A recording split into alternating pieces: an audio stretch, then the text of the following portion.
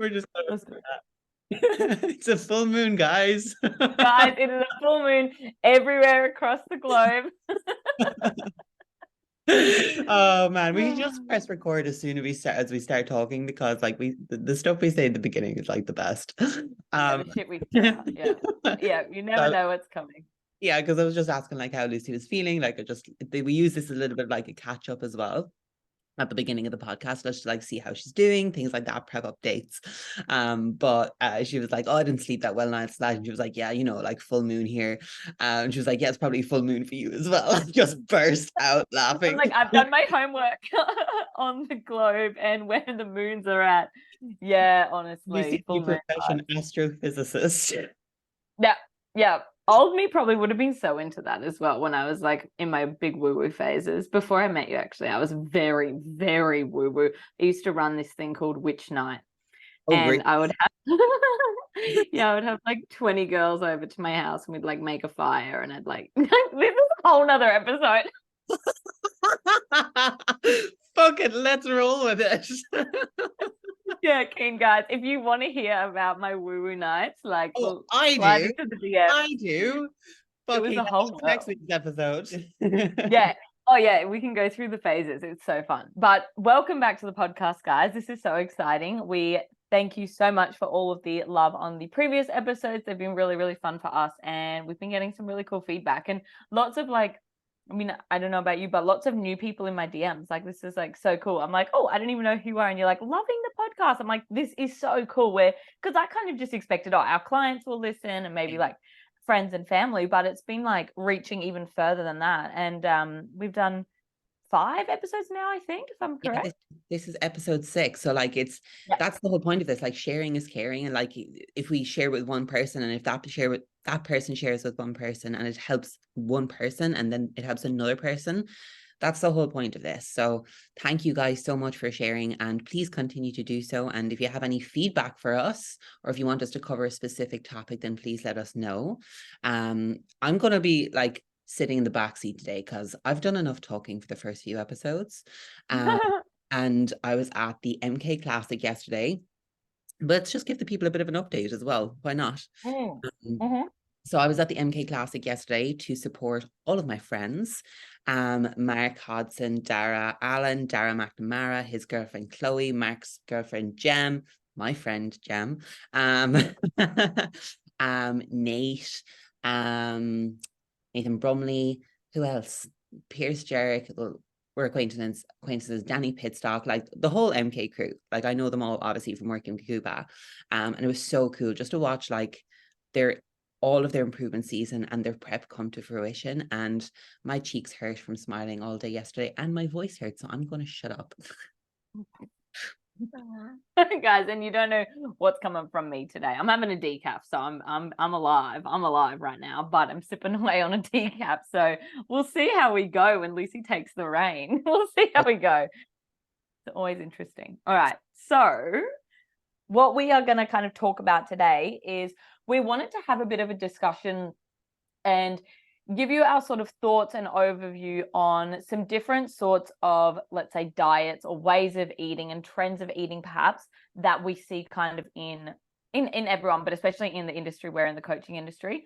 And probably also the way that we work with our clients, depending on the client, depending on the phase, depending on where they're at, what their needs are, mental health at the time, physical health, all the things. We wanted to talk a little bit about pros and cons of lots of different styles of eating and what we like and what we do. And yeah, just like the general overview of that. So that's all good there. Okay. So I was thinking, let's start with what we both are following at the moment with doing the way we're doing things.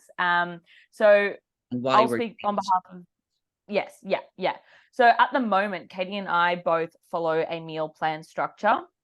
And what that means is, I think you do 5 meals a day at the moment, do you? No, I do 6 meals on a training day and I do 5 meals on a rest day. So Yeah. that's Yep. And I am 6 meals at the moment. And we've both followed this for a while now. I know for myself, I've been following a meal plan for maybe, or I would say probably a year. I've been on a structured meal plan, but within that, there has been the flexibility of when I was in my improvement season, having different meals out and having meals that were slightly off track, maybe on the weekend, but still within my macros that were my target. But for the most part, following a very structured meal plan, 6 meals a day, same times in the day, especially important around our training times and things like that. But what that has really allowed for me and for us to do, and any of our clients who perhaps follow a meal plan, I have some clients on a meal plan, it's dependent on where they are at. And what I find is very, very good about a meal plan is the structure it allows you in your life and the level of consistency that allows you without overthinking. Because a lot of the time when we're perhaps in a deficit or even an improvement season, it can be just a bit of a mission to calculate your food perfectly every single day, especially when you are perhaps eating a lot in the improvement season and we've got to hit things bang on. And you can't just wait for yourself to be hungry and go, oh, what do I feel like today? It's like, no. You know, you've got chicken and rice now. Like yours, you know that your body needs it now and you've got numbers to hit. And if you don't hit them, then you're screwing yourself up by the end of the day. So the beauty of a meal plan in that is that we get the time to not think about the meals all the time and we just know what we're having. It creates a beautiful level of organization. We know what we're going to buy every single week. It's not a surprise. Oh, what do I feel like at the grocery shop? It's just boom, we are getting boom, boom, boom, boom, boom. You know what it's going to cost. You know how much you're going to buy. You know how much you've got to prep for the week. It sets us up really, really well for the week ahead because we're actually able to know exactly what we're prepping. We can prep all of our protein sources for a good, we both do probably 2 to 3 days. We can prep our carb sources, whether that's like a rice or a gluten-free pasta or something like that. And then we can have all of our other things on hand as we need to. It also helps that's not how I want to word it. It also helps us reduce food waste, which is actually really important. A lot of the time I see people overbuying food and then they've just got all these rotten vegetables in the back of their fridge and they're like, oh, what the fuck? Okay, but maybe if you just thought ahead about what you're going to eat in the week, maybe you'd be all right. So it really helps in a lot of ways with that.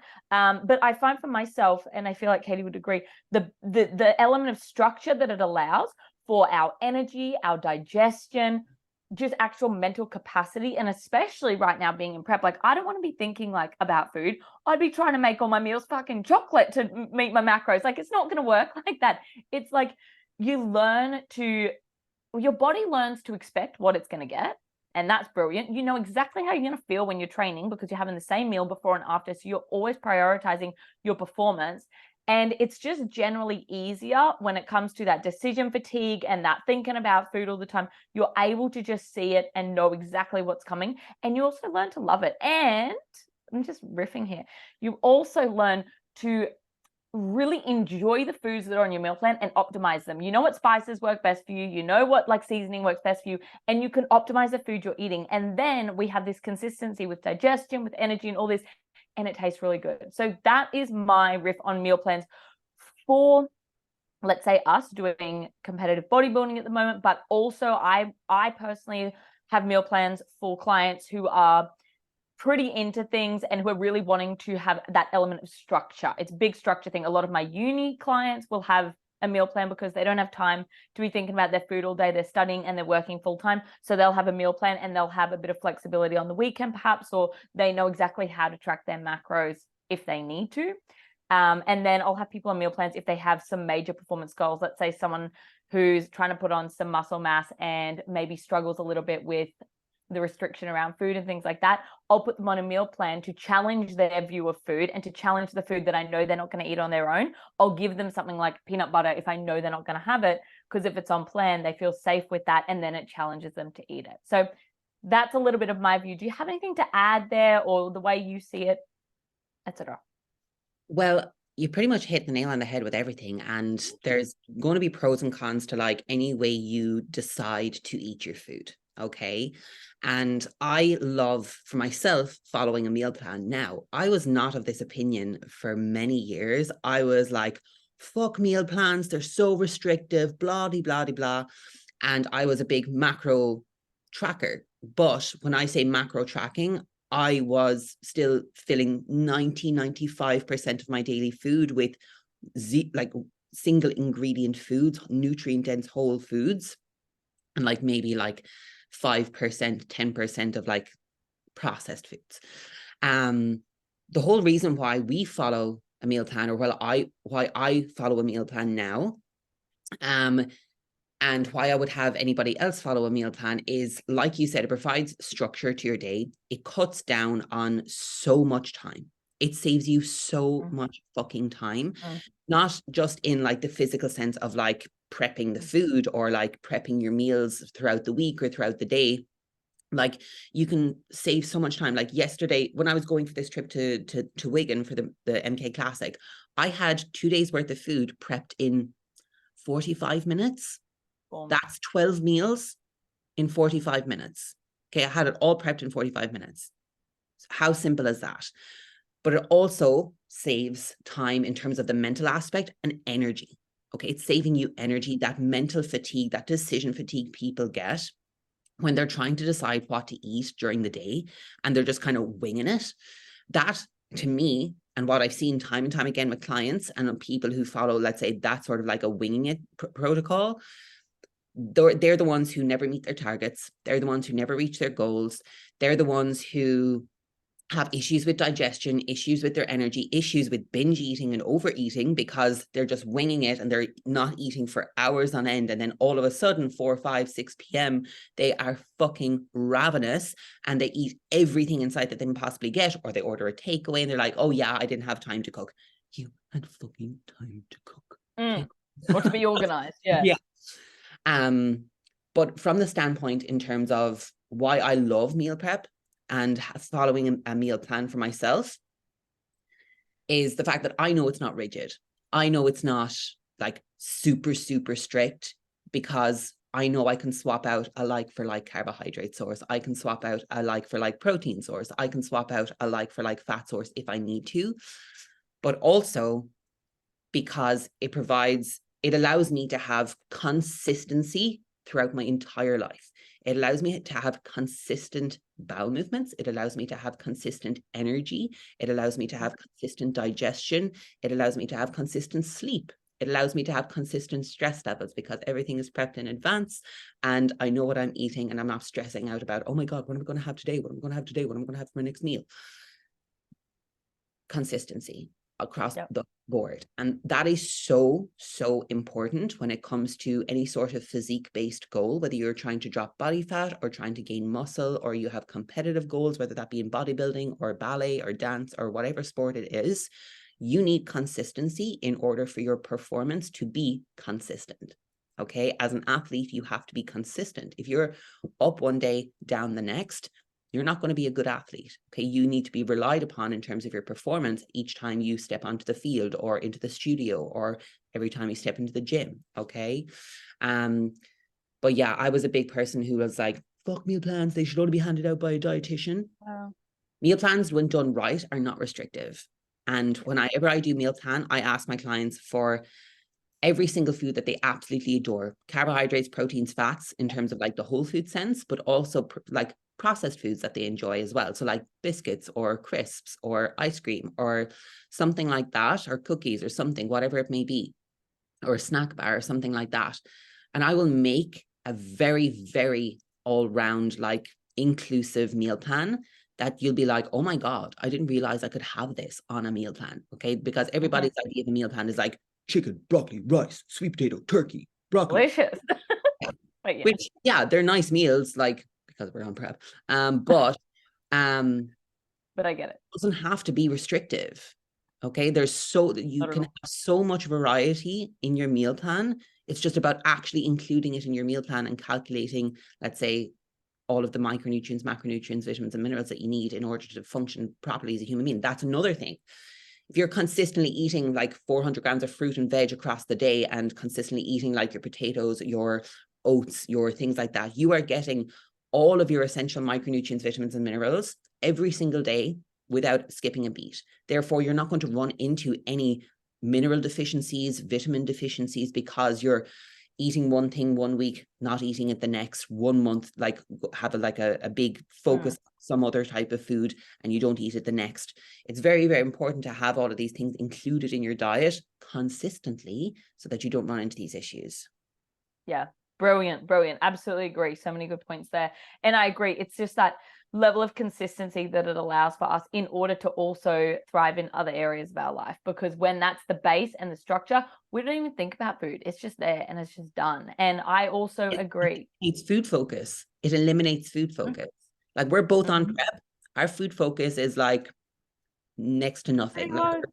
Like Lucy, it's Father's Day in Australia at the moment, and I was at the MK Classic yesterday, and obviously every single bodybuilder had like chocolate, cake, Rocky Road, every donuts, everything, and I was like, not really bothered by that. I just don't want it. It's not on my meal plan.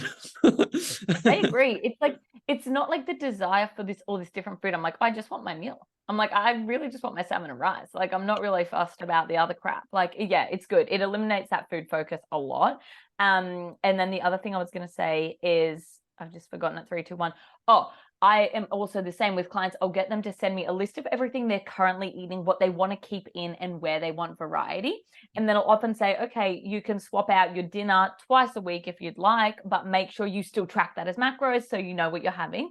And it still gives them that level of like, oh, I'm having something different. But then they're like, oh, far out, this is just so much easier. And then they learn to love and adapt to the food. And we find then what digests best for them. Because if we're chopping and changing all the time, and we know, we see, let's say if you're not tracking macros, or you're tracking macros, anything other than a meal plan, let's say, there is just so much flexibility and variety for things to go wrong. Shit to go wrong in the day. There really is. Essentially, if you wake up and go, I feel like this today, okay, that's great and fine. But how on earth do you expect to hit your numbers bang on at the end of the day if you haven't even planned it out? Like, I would still, if I was tracking macros, have a bit of a meal plan in my head of, well, this week I'm having this, and this, breakfast, lunch, and dinner. And then maybe like your snack in between can have variety. But it's like, it just gives this level of consistency and structure that gives more time and energy to everything else in your day. So I'm really, really pro a well-written meal plan. And look, I've seen shit meal plans as well. And I'm sure you have. We've seen just some, oh my God, terrible meal plans. And that's not what we're advising. We would never do that. We're very inclusive and client focused and making it accessible for the client. But even on that point as well, my last point here on the restrictive side of things is how we can, a lot of the time people project onto meal plans that they're so restrictive. I actually love a meal plan approach for someone with perhaps a disordered eating background or disordered eating, because it gives them the ability to trust they're going to have their safety throughout the day, they're going to have their structure, but then we also get to challenge foods, and it's coming from their coach. It's not just in their head. We get to challenge these new foods, and then we get to have variety, and they learn that it's okay to eat this amount of food day in, day out, and not compensate and not change things. And I just think it's actually very, very freeing, which is such a contradiction, I think, from a lot of people's perspectives on meal plans, but I see it as a very freeing experience. Yeah. And that just goes to show, like, it's all about your mindset about how you view these things. It is all about your mindset, and you're choosing to view it as like a fixed mindset sort of a situation instead of a growth mindset in terms of like what it can bring you. Like, look at all the positives it can bring into your life. Like, we're not saying you follow the exact same meal plan every single week, but add variety to it. Let's say, like, go sit down and plan, let's say at the end of the week on the Sunday for the next upcoming week. Like your meals for each day, or like, because, and again, like, even if you have a family and you have a family of kids, that's going to help you tremendously in terms of cutting down food and cutting down your bills for grocery shopping as well, because you know where you're going to be getting your groceries, and you know exactly how much you're going to need for each particular person. There's going to be no food waste, and food waste is such a massive problem. Did you know there's 4 billion potatoes go to waste every year in the UK? 4 billion potatoes. That's just potatoes. That is just potatoes.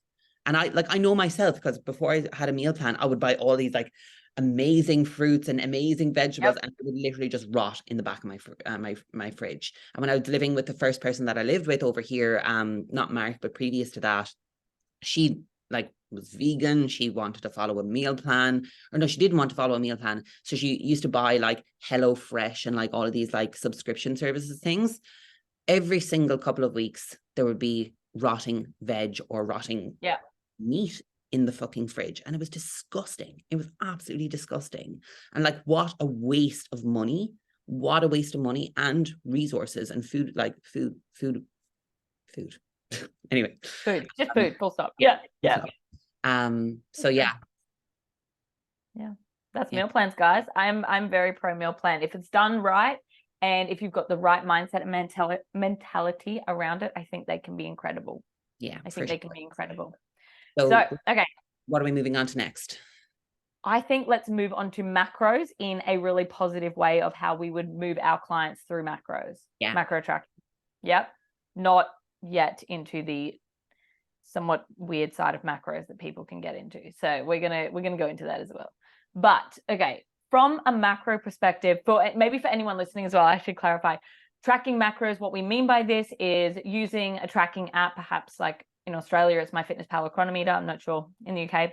And using that to track your carbohydrates, your fats, and your proteins every day. So for my clients, a majority of my clients will be on a macro tracking protocol where I have a carbohydrate, a protein, and a fat goal for them every single day of the week, and they are to track their meals.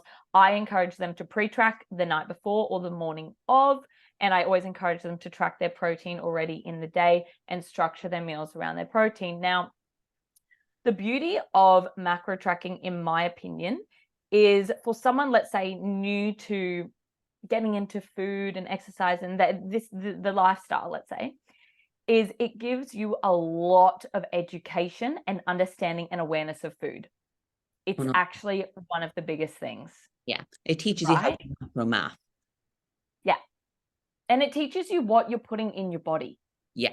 But yeah, I think a lot of the time people will just eat whatever if they haven't like started this process. Or drink, whatever. Yes, good point. And not realize exactly what they're putting into their body. And what I see so often is people go, oh, there's a lot of sugar in this. And I'm like, look at the rest of the label, dude. Like, Yeah. but like a lot of the time we don't have this, and we're not taught this in school, or at least in Australia, we are not taught what is in our food and therefore what we're putting into our body. So I see people who go, oh, this is a protein, right? Holding up a banana. And I'm like, what? What? So it gives us this understanding of food. So when I get a client to begin tracking, I actually get them to start just tracking their calories for 2 weeks, the first 2 weeks, to not overwhelm them into the world of protein, carb, and fats, because then they're doing mental gymnastics every fucking day and they don't know what's going on. Yeah, that's just too much for somebody who's a beginner who's trying to like first like start off tracking their food. Definitely I have the same approach with like somebody who's a beginner to like the lifestyle is I want you to track your calories for the first couple of weeks. Okay, just be conscious of what you're eating and then add in like protein and fiber. So let's track the protein and fiber and your calories and then add in carbohydrates and fats after that. Yeah, I agree. It just gives an easier transition into the world of macro tracking. The downside that happens, I feel, with people who only track calories, and this isn't in the first few weeks, because as we just said, that's essential, is when we just track calories, we can fill our calories up with about anything we want.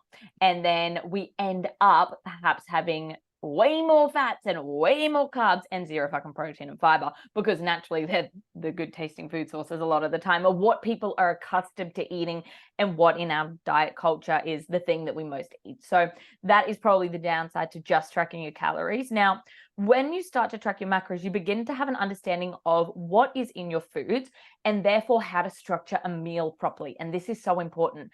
A lot of the time, there is just so much junk information in the media. And I can say this because I've done all of the diets. But what I see so often is people going like, I don't know if have you heard of food combining? Food combining. Oh, bruh. But go on. It's like it's this whole fucking thing of not combining like essentially carbs and fats together in a meal. So you should only have a protein and fat meal, and then you should only have like a carb and protein meal. Like it's just like, oh, I did it for too long. Like it's just this stupid way of eating because it's saying that you can't digest the three at once. And it's like, oh, but that's like a fucking balanced meal though. Like that's a balanced meal. What fucking retard came up with this shit? Like, Yeah. what? Like it's for digestion. Anyway, it didn't work. I can tell you it didn't work. Clearly, I wonder why. Fuck's sake. Exactly. So the beauty, so I'm done bitch talking that because it was just bullshit and we're not even wasting time on that. But the beauty is we understand now what a balanced meal is. And I know a typical Australian dinner is a lot of the time meat and veg and like a carb. And that's brilliant because we're understanding the portions and you can see it on a plate. So often I'll teach a plate approach and I'm like, okay, I want you to see like a quarter of your plate with a protein source, maybe like 2/3-ish of your plate, like veggies, and you can have some starchy veggies and then a little bit of your fat on your plate. So add in some of this, and this. And then they track it and they go, oh, okay, so that's 30 grams of carbs and then it's like 20 grams of protein, that's like 10 grams of fat. Is that balanced? And I go, yes, that's exactly what we want. We want to have all three in each meal. And obviously it's a little bit different when it comes to like training, nutrition around your training, things that we alter personally and with our clients. But for the most part, it teaches us how to build a very healthy meal and therefore how to build a healthy diet throughout the day. And so I love macro tracking for clients in order for them to build an understanding and a depth of awareness around what they're putting in their body and what actually feels really good for them, because then they start to maybe add more carbohydrates before they work out and notice that they're feeling really energized, or they're noticing, oh my gosh, like they get this awareness around what they're currently eating as well. And usually the first few weeks of macro tracking, I'll get, oh my God, I don't need any fucking protein, do I? And I'm like, okay, well, we're understanding this now. Or, oh, I'm so over on my fats, I can't get my fats down. Okay, we're understanding what your food sources are.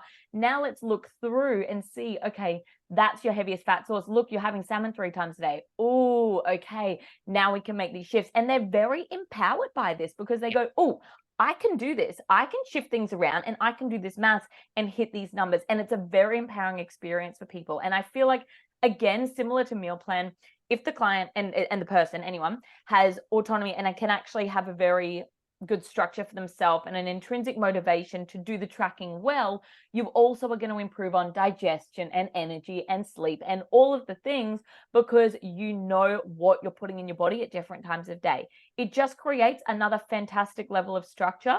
And the thing that it also will allow for that perhaps is a pro against like a meal plan or something like that, is you get more variety. And for someone that might be really, really important. I think the level of variety is very individual, what people need in terms of the variety in their food. And I totally understand people who need variety in their food and they want to try different things and stuff like that. That is amazing. I've gone through phases of being like that, especially coming out of disordered eating. I needed to have all these things to remind myself that I'm not going to die if I eat them, and to get over that shit, right?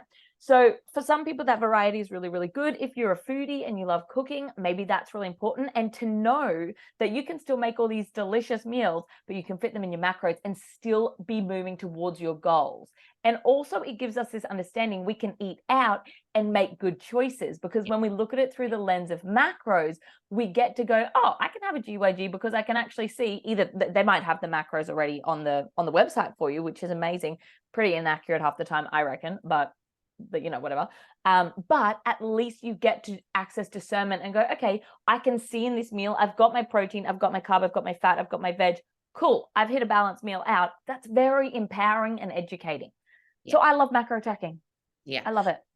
Like you said there, I think it can be very empowering and a very proactive approach for a client, like you said, in terms of like when they notice, what I'm trying to say is like they're making the choices for themselves in terms of what they're eating, and seeing the benefits of the choices, the benefits or the negatives, or the positives or the negatives of the choices that they're making for themselves, instead of their coach or somebody else telling them what to eat on a meal plan.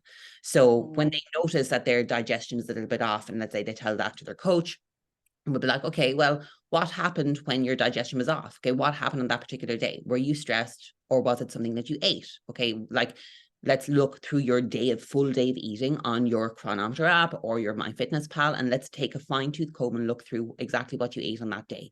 Okay, you ate this, this, and this. And these foods, when was the last time you had that? This is the first time you ate this food? Okay, we'll note that down. Usually when you eat a food for the first time, it's probably not going to digest that very well. Like there's a chance that might happen. Especially, let's say, if you have a sensitive stomach, and it's like high on a FODMAPs list, or it's just a high allergen food or high sensitivity food, you might have some sensitivity to it. So for example, like the first time, let's say people are trying to increase their fiber. Okay, they're trying to make that proactive choice to increase their fiber. So they go with beans. And they just eat all of the beans, and then they're fucked with their digestion because they're bloated, they're gassy, they're farting, they're everything. And that's because they've eaten too many beans in one sitting. Okay. And then they notice that change in their digestion. They're like, okay, what the fuck's after happening? And we'll explain to them then, okay, well, beans are high in fiber, but they also have, let's say, an outer coating on their shell, like even when they're like cooked and soaked, that is sometimes quite hard to digest for a lot of people. So you have to like portion out the size of beans that you're going to be having in your meals. But yeah, like I said, I think it's an excellent approach for people who are learning to track their food for the first time, to like be conscious and aware of what they're putting into their body.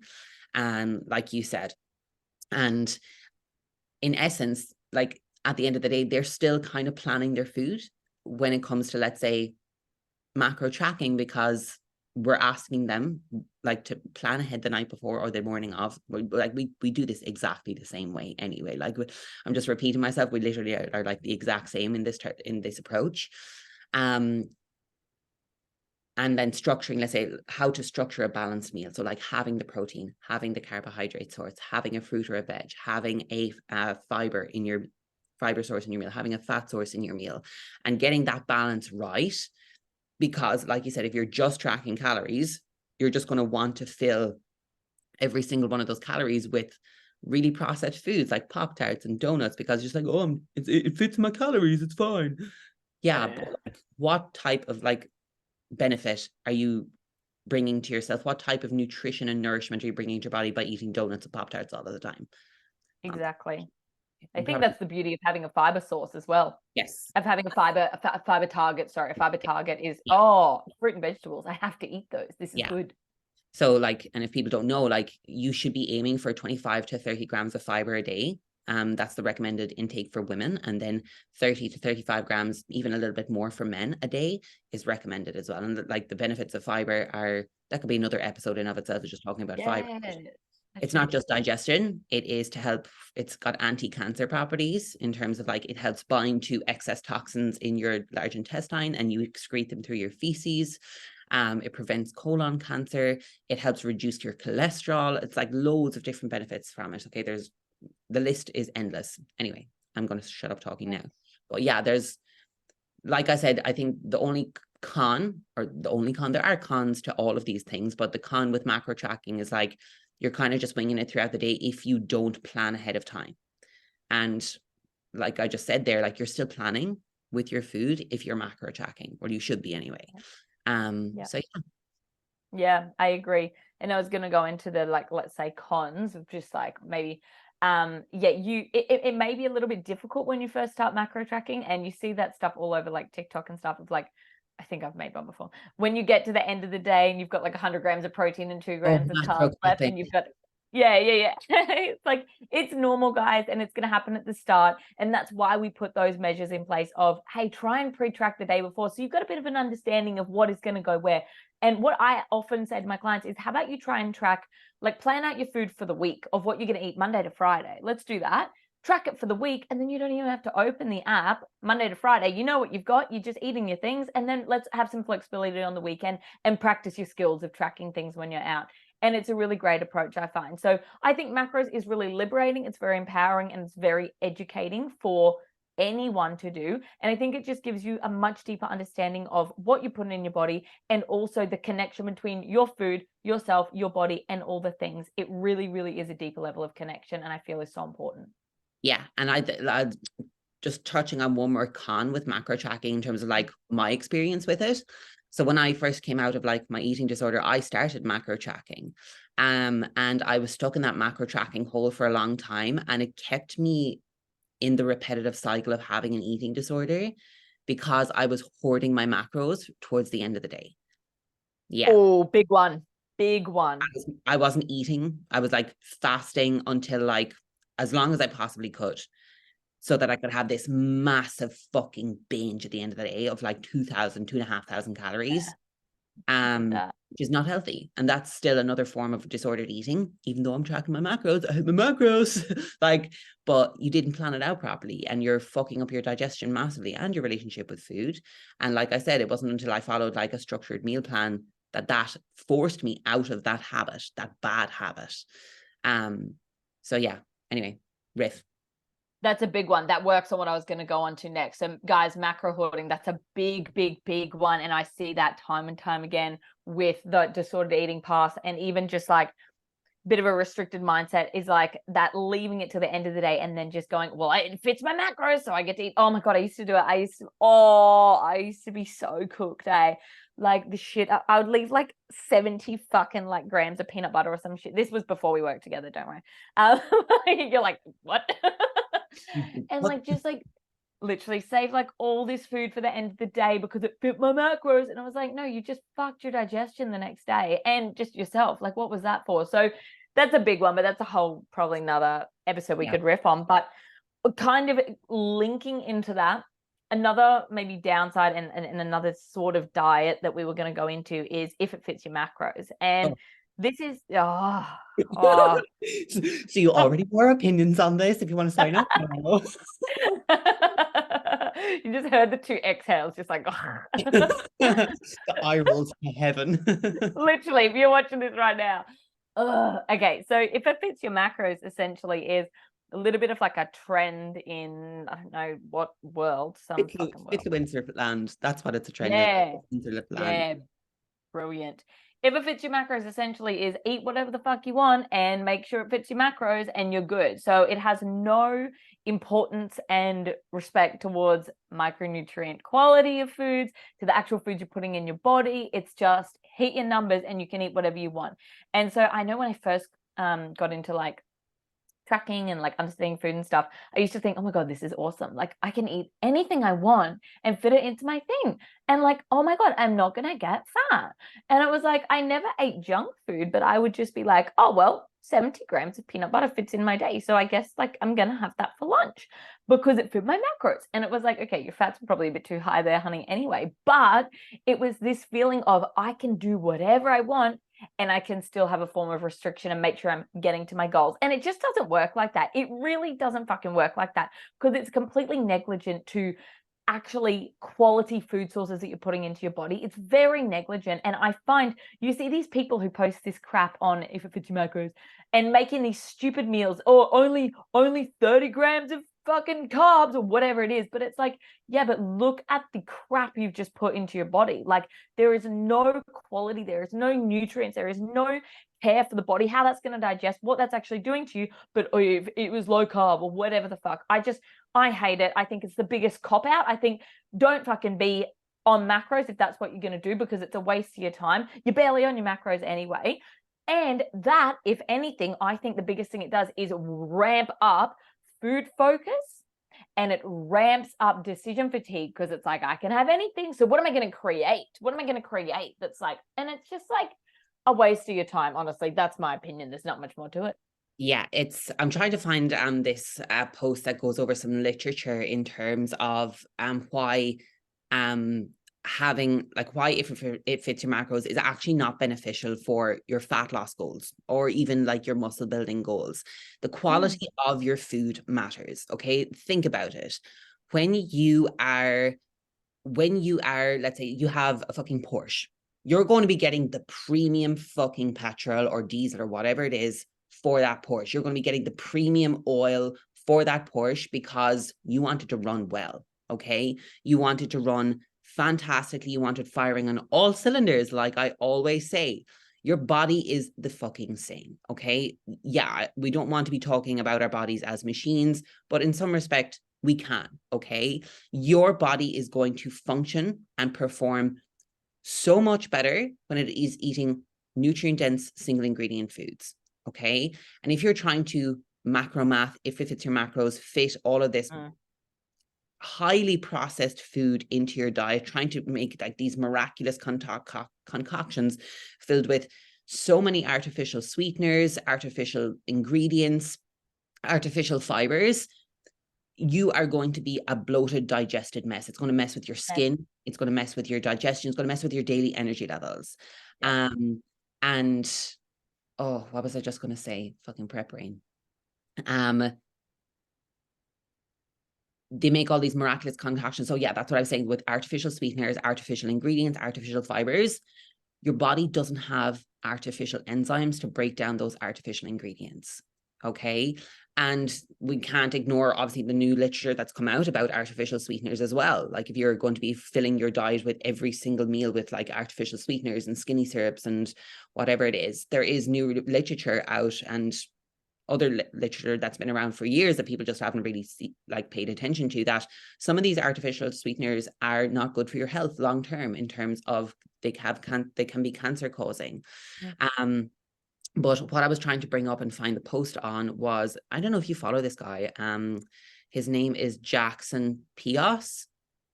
Do you follow him? He is Australian. I'm just trying to like go through his post to find exactly what I would try to find in terms of like the food quality, because there is like literature about this. But basically saying like the quality of your food matters, and when you eat highly processed foods, it can, like, all the time, you're more likely to gain body fat than gain like muscle tissue or drop there. Like you're going to have much more difficult time.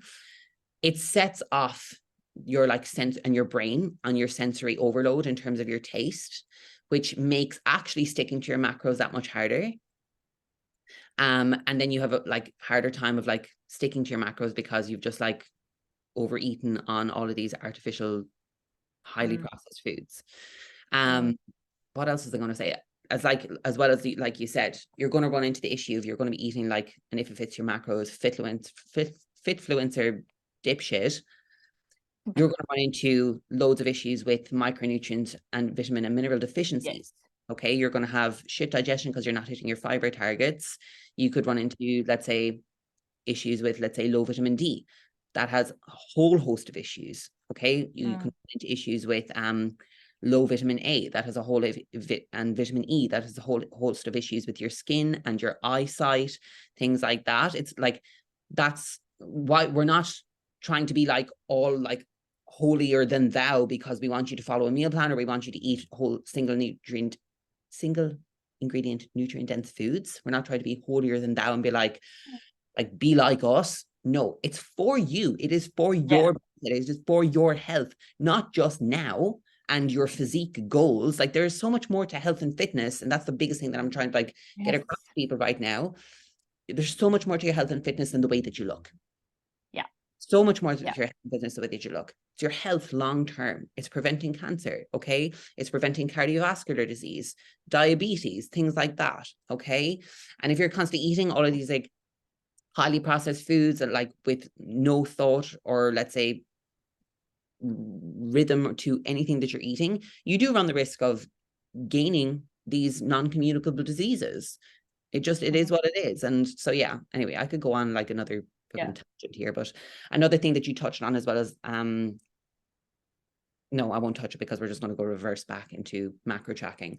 But just to be aware of like when you are macro tracking, or if you want to eat a meal out on a restaurant and if they have the calories listed for you, that has been shown to be like up to 200% inaccurate. So just be aware of that and still try to make like a healthier choice for you or for yourself when you are going out to eat at these restaurants. And like you're not going to like go way off track or way off target if you're getting like a steak and some like fries, or if you're getting like a rice burrito bowl or something like that, like Wagamamas or like G&Gs, like you said. But if it's something like a burger and fries or pizza, or let's say pasta like with creamy sauce or things like that, that's probably going to be inaccurate. You don't know what you get. Yeah. Okay. I was actually going to touch on that as well, in terms of the if it fits your macros thing of like, okay, there's so much variance as well in what they can put on a label of anything you buy from the shop. Like anything, like you can see that on MyFitnessPal. You can see whoever's input some random shit. There's so much variance. So when you are eating these foods that are processed and are store bought and packaged, you really don't actually know what you're getting. So for the most part, and we understand there's a level of need for that, but for the most part, if you can have these single ingredient sort of whole dense foods, it's going to be a lot more accurate anyway to your tracking, because there is just so much variety and variance in what they actually can put on the label. I think in Australia it's like it can be 30% up or down in terms of the caloric goal, but it's like That is pretty major when you look over the course of your day, if that's what you're filling your diet with. And another point on something you said as well that I wanted to mention was, yeah, the fiber thing. It's like, okay, your fiber intake is not constructed from the fibers in Quest bars and Lenny and Larry's cookies. Yeah. That can't be your fiber intake for the day. That's not fiber. Like, that shit's not real for your body. You know what I mean? Anyway, that's not getting your macros. Xanthan gum, like the xanthan gum influencer diet, that's what we'll call it. Guar gum, cellulose gum, like basically that's just Halo Top. It's three main. Yeah, exactly. And things like that. Like carrageenan is a natural like fiber thing because it's from seaweed. But all the other ones like guar gum, xanthan gum, things like that, they're not fibers, they're just gums that like help bind and like give texture to things. But I did find exactly what I was talking about. So I just share it on the screen. Okay, so that's a good idea. Yeah. So you can see what I'm talking about. Let's start this. Amazing. This is cool. This one. This guy, yeah. Calories are equal. I'll explain. In a study earlier this year, 50 test subjects attended the lab on 4 occasions to consume 4 different calorie-matched meals. They were given 20 minutes and told, eat until you're full. The 4 meals varied in how hard or soft they were, as well as how processed they were. For some context, a food in the hard meal was an apple, and a corresponding food in the soft meal was mango puree. Likewise, a minimally processed food was steamed salmon, and an ultra-processed food was crumbed fish fingers.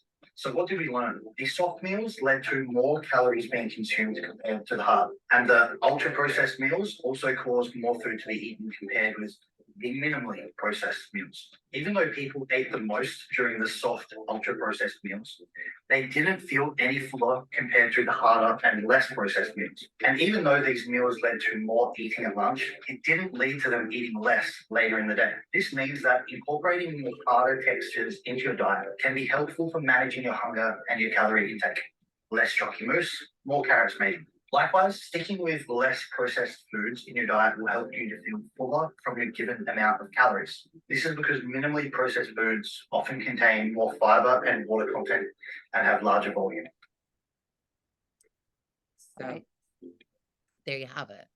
Love him. He's still talking. He's got something else to say. Sorry. So like you said there, like that's something that I've seen on TikTok as well. It's like really good like examples of like why you should like food up with nutrient dense sources of food and single ingredient foods is because you are going to be eating so much more food. Like those are like examples of like, here's my 2000 calorie day diet with like if it fits your macros, and like trying to fit like all the chocolate and all the candy and things like that, and like their whole day of food is like maybe fits in your hand here. And then they have the same amount of calories and it fits the fucking entire table worth of food because eating vegetables, fruit, potatoes, oats, carbs, like things like that instead, you're going to feel so much fuller and so much better within yourself. Okay. You're not going to be as hungry. And like it said, it does tend to lead to overeating. You're not going to actually feel full from those foods. So yeah. Yeah. Volume is good for the most part until it's too much volume. But volume can be really, very, very, very, very good tool. Yeah, love it. I think that's pretty good on that point. Where are we now? Are we almost done? We have one more. Have one more. It's not, well, I think it should be included. It's not necessarily like a way of like tracking or eating food, but I thought maybe we could do a little bit on intuitive eating. Oh, Jesus. Okay. From people who have had restrictive food backgrounds in the past and don't require the need to listen. Not even pass. It's people who've never had restriction in their well. But I must follow the intuition. Oh, sorry. Is so fucked that you actually need restriction in your diet. Fuck's sake. Oh, I want to eat intuitively. You don't even know how to put a meal together. Like you don't. Oh my God, intuitive eating is eating 1,000 calories in one sitting, and like it goes back to me like when I was tracking my macros. I wouldn't eat for the entire day, and then I would just overconsume, overeat, at the end of the day, fucking up my digestion, fucking up my energy levels. Like, you have to learn how to track your food first. You have to learn how to have a structured meal plan in place for you, whether that's through a meal plan or through macro tracking. You have to know how to put a balanced meal together before you even think about fucking tracking intuitively, because you're going to track like a fucking asshole. You're going to be intuitive, and asshole is what you're going to be doing. Okay. Yes. Yes. So yes, 100%. So on that, I don't believe that people are gonna track their macros forever and necessarily need to, but you need to learn what the fuck you're eating and what's in your food and how to make a balanced meal and how to have that 3 times a day and how to eat in between that, like a human needs to do, just for their mental and physical health. Yeah, like a fucking adult. And like yes, you can get to the point of intuitive eating. Sorry, we're just like gonna fucking like rant for the rest of the day. Sign off now if you want to. But now I'm just after like losing my train of thought. Yes, so you have to learn how to put, let's say, with meal planning and macro tracking, you're getting your body used to eating at this time. You're getting your body used to having this amount of fiber per day. You're getting your body used to eating these foods every single day, every single week. Your body is getting used to this consistency. And once you get used to this consistency, and once you learn how to be a pro with, let's say, guesstimating macros with the food that's on your plate, that is only when I would recommend to a client to intuitively eat. And they themselves want to come away from tracking macros.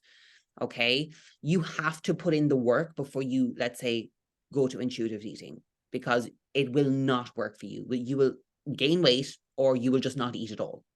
And you'll there as well.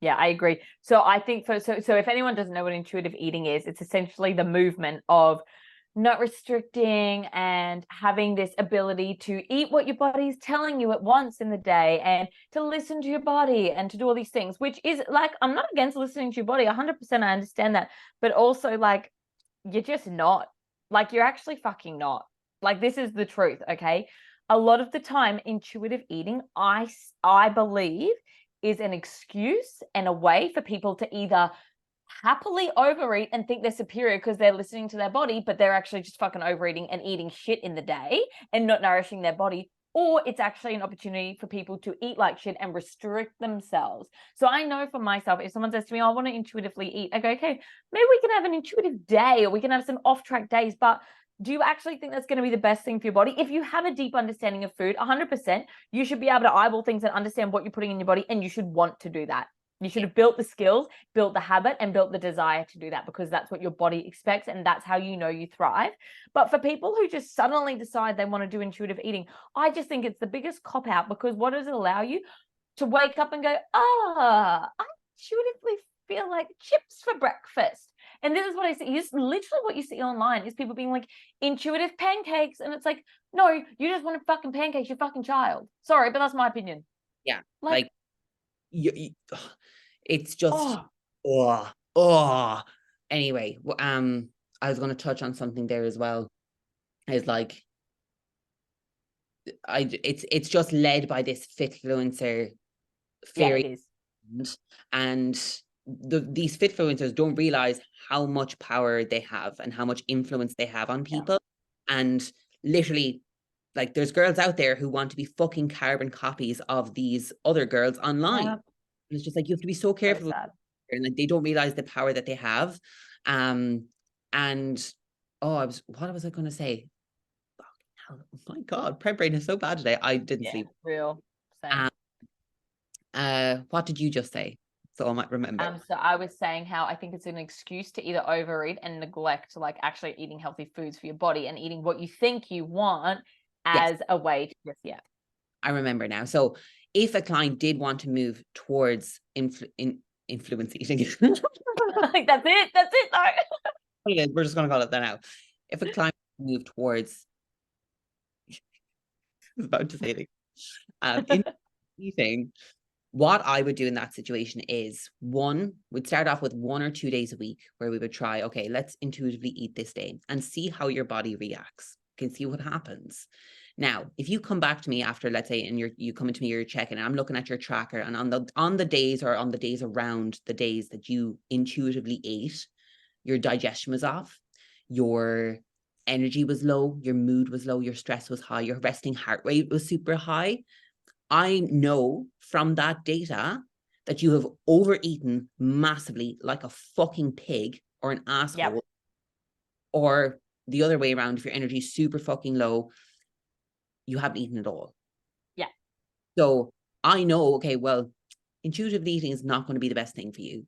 Okay. Now, if I see that your energy levels are great, we're not seeing any massive changes in your digestion from day to day, and we're not seeing any changes in your mood or your stress or your resting heart rate, then we'll be like, yeah, this is probably working for you. And if we're seeing like still consistent progress in the gym, we're still seeing consistent progress in our scale weight or our physique or our body composition goals, then yeah, we will work towards that and work towards getting to, let's say, full 7 days a week of intuitive eating for you. And I did that very successfully with like a couple of clients the past couple of years, or a few clients the past couple of years, and it's worked great for them. And I get messages from them like every couple of months saying like how well they're doing and like how like free they feel in food and whatnot. And it does work for some people, but they are the ones who put in the work prior to that in terms of following a meal plan or following macro structure, like following their macros and like putting together like structured meals throughout the day for themselves, because they learned how to do that first.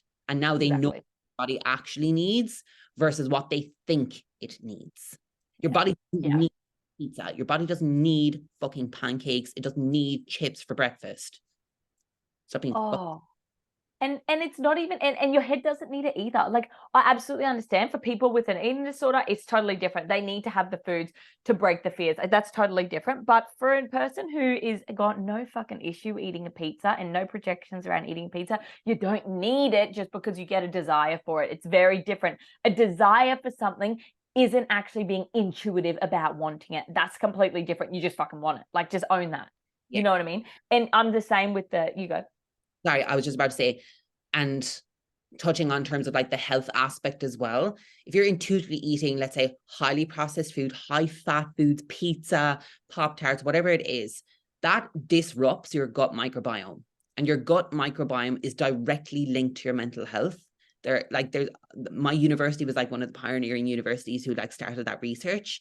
Your gut microbiome, the good bacteria in your gut and like the culture in there, is directly linked to your mental health. And if that is fucked up because your eating is fucked up, well, then you're going to feel fucked, like in terms of your mental health as well. And you're also just not going to feel good about yourself because you're not taking care of your body.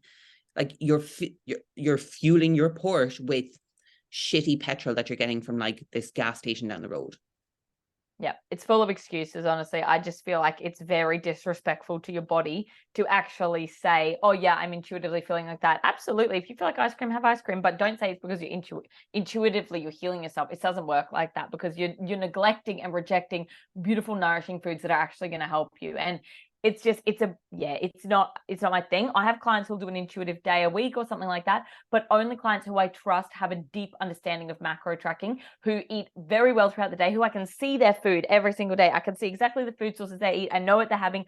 I can trust them to do that. But that takes time, and that takes a level of trust and respect and education for you as well. So I think it's just, for us, we really don't agree with it. Personally, like that's my standpoint, is that I just feel like it's actually more harmful than it is good.